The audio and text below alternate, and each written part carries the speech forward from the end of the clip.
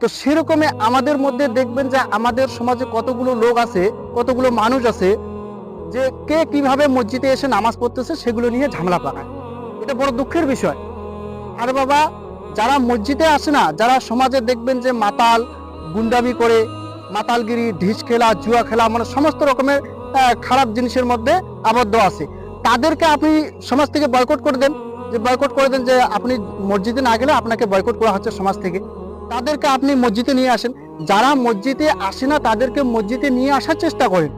আপনারা তো পরিবার থেকে ভাঙতেছেন, যারা মসজিদে আসতেছে তাদেরকে মসজিদ থেকে আপনারা কি করতেছেন, ভাগাই দিচ্ছেন। এটা হচ্ছে সবচেয়ে বড় দুঃখের বিষয়।